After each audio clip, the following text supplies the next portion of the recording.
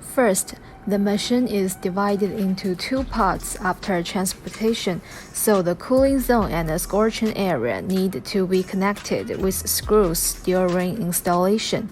The connecting part is at the outlet of the scorching area and the inlet of the cooling zone. Two screws need to be connected on both sides.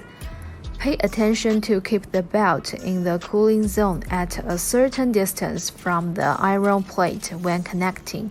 Too close will damage the belt due to high temperature, which will affect the machine operation. Second, we need to wire the equipment. Connect the natural wire at this position, and connect L1, L2, and L3 wires at the marked place. After connecting, we need to check whether the motor direction is correct.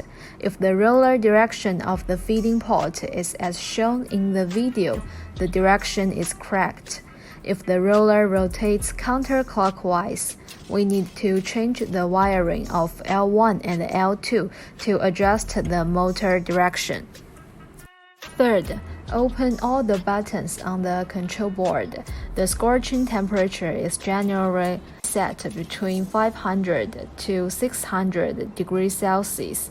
We have set it to 550 degrees Celsius before leaving the factory. You can also adjust it if necessary. Green number on the display is the settled temperature, and the red number is the current temperature.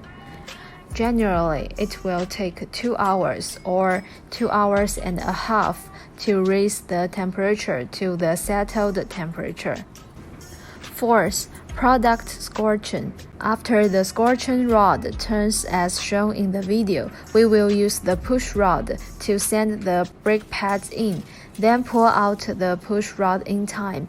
Put on the next row of brake pads and continue to push.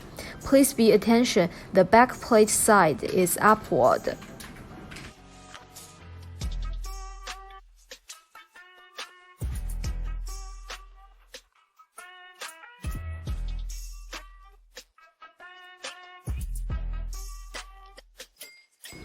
Fifth, these rods will push the brake pads onto the belt after scorching, which will be sent to the cooling zone.